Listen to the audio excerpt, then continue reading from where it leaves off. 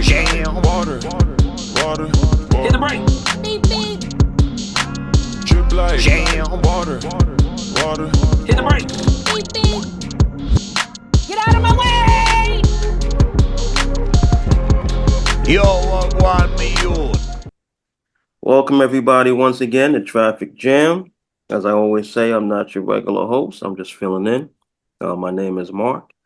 And on today's show, I have a very special guest, very interesting to me, and I would say to most of you as well. Sherwin the artist. Yes, sir. What's up? What's up, everyone?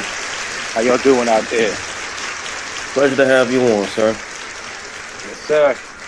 Now, Pleasure to be here myself. you're a Queens native, so Queens brethren. Well, you have a Queens import. I would say that. Okay. Queens From where? import. Yeah. From where? From New Jersey. Okay, we'll let you slide. Yeah, I know the reputation of Jersey. I know. But I I grew up in East Orange. Okay. So if that's some credibility, home of the Fugees and a few others. Well, that's where I was going, right? So recently, as you saw, well, I don't know if you saw, but you might even been there.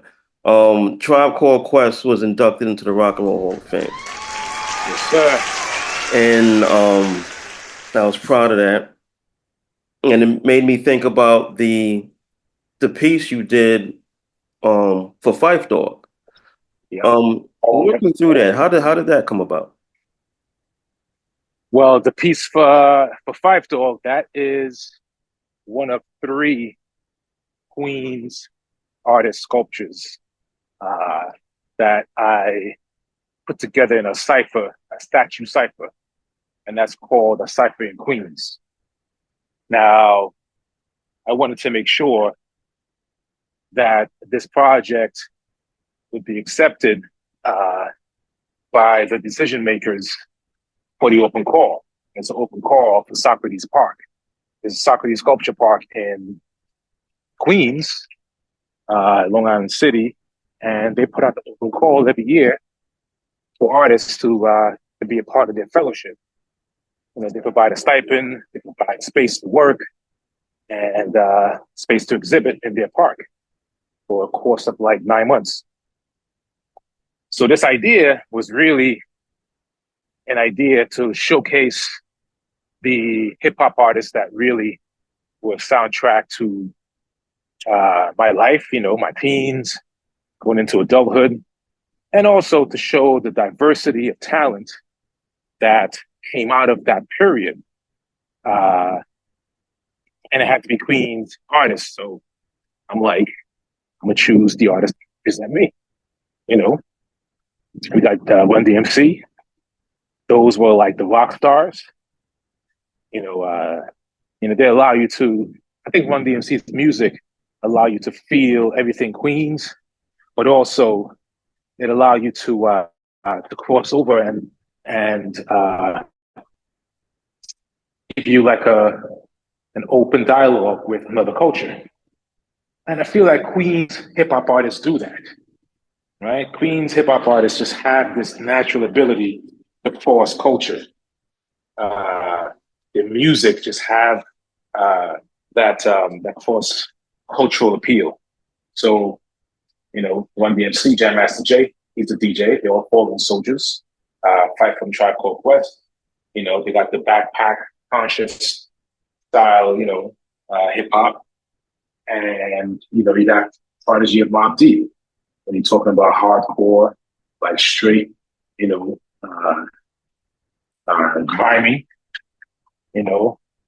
that's Mobb Deep. So I want to showcase those three individuals. They're all fallen soldiers, pay homage to them, and, have their music playing out in statue. Yes, that's a dope piece. A dope piece. Take me back to the first statue you ever made. What was it? First statue, as in just sculpture? Yeah, your first sculpture, your first piece. That's, well, I consider sculpture anything in the round. You know what I'm saying? So you're looking at um, that artworks that I used to do with my brother. We used to make our own toys, like our own cars, out of cardboard and Scotch tape and um, and pins to make the wheels rotate. So those were our first sculptures. You know what I mean? We're like 7, 8, 9, that age. We couldn't really afford the toys, you know, so we just made our own, Trust me, I get it. you I used know, to do the same thing. you know what I mean? Yeah. Yeah. Those hot cars, you see on the commercials, the Hot Wheels and the ones on the track, the electric track, you know, uh, the GI Joes with the parachutes and all that. We used to draw our own characters on cardboard, cut them out, get some plastic bag, attach some string, make a parachute, toss them out the window, let them sail down. You know Okay. what I mean? Okay. So yeah, that's what we used to do. You know, so I would say those were our first sculptures. Those are my first sculptures. So there's And always you hand mind creativity connection. now you knew then this is where you wanted to go, or it developed at another age where you said, you know what, I want to do this for a living. I want to make sculptures and I want to make art this way. Nah, I wasn't thinking about living or supporting myself or job. I was just being a kid, being a teenager. It's only when society and parents shove that stuff down your throat that you gotta uh choose something to support yourself. That's when you start thinking about things. But I didn't, back in those days, no one came to your school and told you, "Hey, these are the career paths you can be uh, for art." And Exactly. no one gave you that for anything. Right. You Right. just understood that in your daily routine there were policemen, there were doctors, there were lawyers, whatever was popular in popular culture with jobs you believe was possible, outside of service work. You know what I mean? Whatever you can see, what was in your world, that's the kind of jobs you believe were available. And Now, now these kids have the internet, so they could see everything. now I always say that kids need to see things to know that they can actually do it. Like all we usually see are athletes and entertainers. They Yep, don't see artists, they don't see authors, they don't see those kind of people. Do you go back and talk to kids in school about? all the time, Okay. all the time. I'm heavily involved with Queens, man. I just did an interview with Queens it's Queens Guardian, one of these Queens newspapers, local newspapers, and they, it forced me to think about my connection to Queens and what I've done.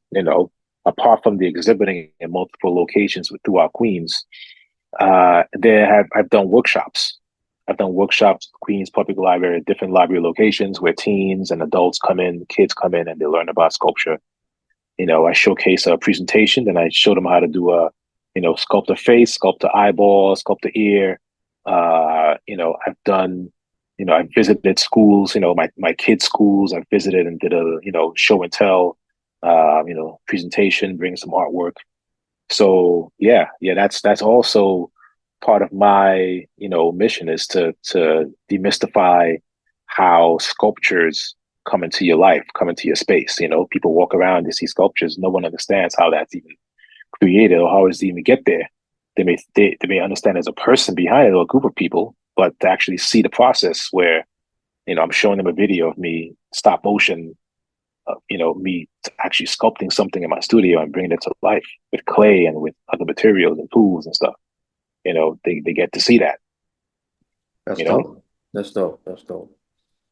yeah, it's important.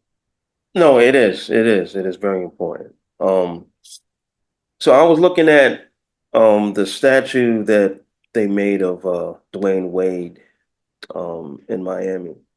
And for Mm, some reason, that statue made me think about the Tupac statue that's in Atlanta.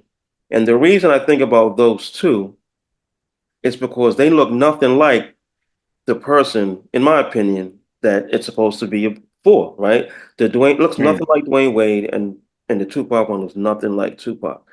Um, mm. what would happen if you were to do a statue for someone and they came back to you and said, that looks nothing like my father. That looks nothing like my husband. Like, what happens then?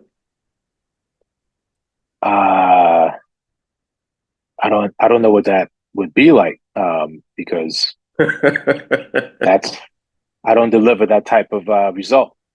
You know what I'm saying? Um, Now, I would say for my Cypher Queen statues, it took me those statues took me 2 weeks each because I was under a strict deadline. Okay. So whatever the results were is what was able to happen, right? Um, and if it doesn't look like the individual, I think it looks enough like the individual, then I would accredit it to like, yo, I didn't have enough time. I just didn't have enough time to put in the effort to get it to where it looks like the individual. Um, and that's a valid excuse. Now, I don't know what uh, what the artists had in mind for the Dwayne Wade sculpture. Um, but artists have their own, perception. And if they believe they've created the most incredible thing in the world, that's their perception. You know what I'm saying? But it's up to you know, to the people to determine, if if that holds true. I see the statue's been getting a lot of flack, Yeah. and we'll see. Dwayne Wade has he's defended it. Um, the artist has defended it. So who knows if it'll stay as it is or if it will, you know, be reworked, remade. Who knows? But I do know that the amount of resources that went into making such a statue uh, is a lot in terms of the dollar figure. Well, how much are we talking? How much would that something like that cost? I can't tell you 100%. My guesstimate is 250K and up. Wow. That's my guesstimate. Okay. Okay. Yeah, Now yeah. you were Statues. mentioning, If you've seen the new statue that's in DC, that covers World War II, World War II monument. What is it, World no. War One? I think it's World War One. It's made by an sculptor named Sabine Howard. It's major. It's incredible. Uh, and that work of art is representative of representational art, traditional representational art, where the artist actually sculpts and has a track record, has proven track record of being a notable, respectable sculptor. So if the people do not agree with Dwayne Wade statue, then there is a lot of folks that are responsible for that statue, and each and every one of them has to take responsibility for its greatness or its lack of. Okay. Okay. Now you said I forget which piece you said you had to do. It took you 2 weeks to get done. You was under a lot of pressure. Um, what is the most difficult piece for you? What one brought you the most difficulty to complete? I I don't think in terms of that. I can't answer that question because I don't I don't see my work as difficult. Because difficult means you're just struggling and you just can't get it to work. You know what I mean? I don't have that. I don't have that experience. The only difficulty I would have if I did have difficult was time constraint, um, uh, and resources. But I cater every statue based on the resources that I am working with. You know what I mean? Okay. So I don't have difficulty in making my statues. I have because I there's a joy, there's a straight up pleasure uh, that I experience in making my statues, man. And I'm just being 100 on that, because Well, it's I didn't you mean know creativity wise. yeah, Let's say, because you said the statue, your estimated amount was 250 for the Dwayne Wade statue, right? Has there right. been a time when someone wanted to make a statue, but the funds were not there for you to do it the way it should be done, and you had to, rob Peter to pay Paul type of thing to get the piece done? Any difficulty that way? Oh yeah, yeah, yeah. That's yeah, that I present that more as like a challenge, right? It's just overcoming um the resources to make the statue in the vision that I want it to be. But if if the if they want a statue and they have $25,000, then I would make a statue that's based on $25,000. You know what I'm saying? So the material would change, the time that goes into actually sculpting it would change. It'll be less time, it'll be less materials, less quality materials, and it'll be less size. You know what I mean? So it's all based on what the outcome is based on the funding. Okay, okay, makes sense. And but if I've had a situation where a funder just straight up didn't pay, it happened once, and um, that's a dirty situation to be in. You know what I mean? Well, he didn't pay when it was done or while you were in the process of making it. Half was put down, the other half wasn't paid. Wow. Yeah, yeah. So I'm assuming it never got delivered. So they just wasted No, their money. no. It was other half paid upon delivery. Right. So they never got the statue, I'm assuming, right? They got the statue. The statue was put in place. Okay. The statue wasn't bought by them. They funded a statue to be made, Okay. right? And I still keep the statue.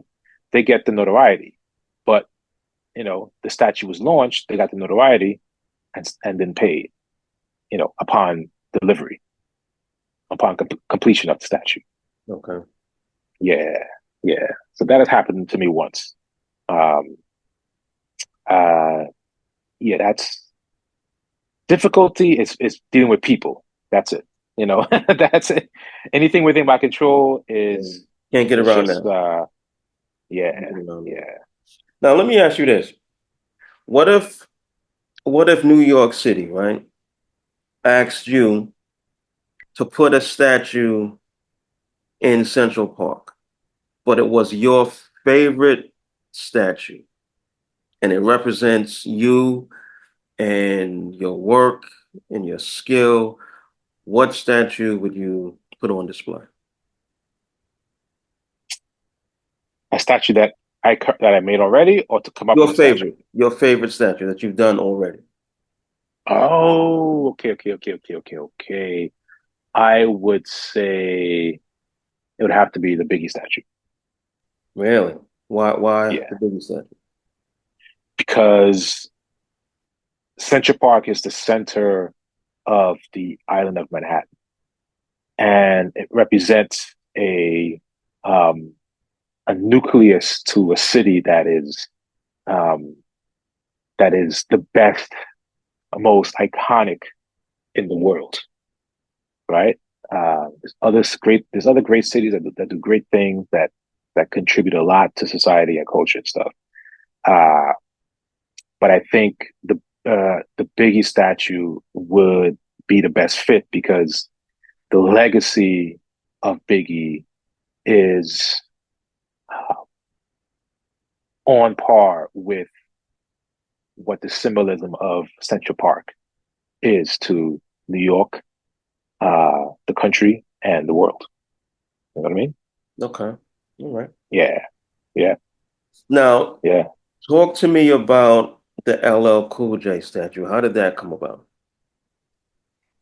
LL2, that came about just um, organically, like just about every one of my other statues, right? It's just there's just this if you could even you can place my creations like different chapters in a life story, um, and it just flows into the next, right? There's no abrupt um, switch, you know.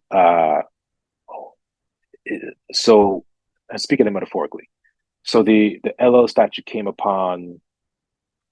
about when I was exhibiting the other statues, the Cypher and Queen statues, um, and someone saw it, and he was like, "Yo, I gotta meet you.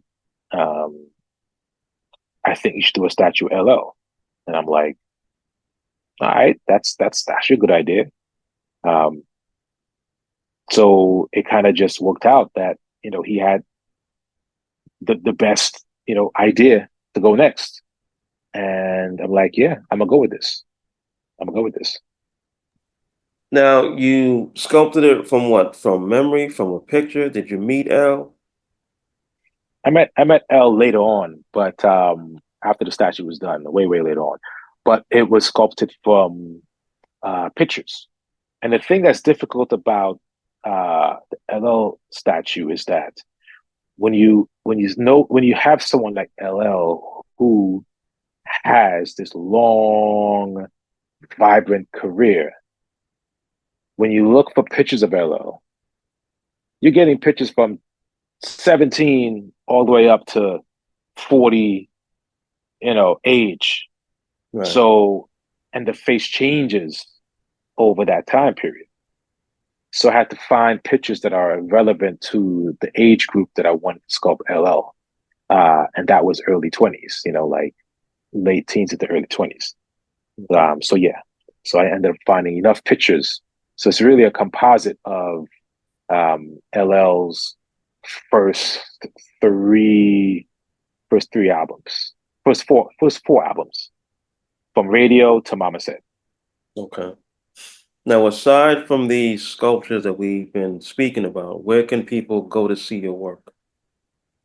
Let's see. So the LL piece, that's over at the Long Island Music and Entertainment Hall of Fame Museum in Stony Brook, Long Island. The Biggie is currently over at Restoration Plaza, the Billie Holiday Theater lobby in Bed-Stuy, Brooklyn. The Cypher and Queen statue that's out in Jersey, kind of in storage, kind of not. It's at a location you have to like contact me if you really want to see it.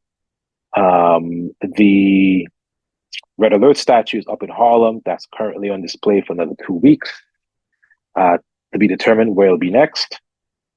The Ralph McDaniel statue that just came down, that's back in my studio for reworking and to add to it. The Who else? The the the other statues are for now in storage. Okay. Yeah. What are you working on next? I'm taking a break currently, but I have ideas that I'm working out in my mind to get out. I have a show that's coming up next year at Hudson County Community College. I've got a few open calls I'm applying to. So there's projects, there is opportunities that I'm applying to, and there is a solo show that I'm working on. Okay. And where Yeah. can people find you online, your socials? Website would be sherwinbanfield.com. Social is Instagram, which is Sherwin the Artist. And Facebook, same thing, Sherwin the Artist.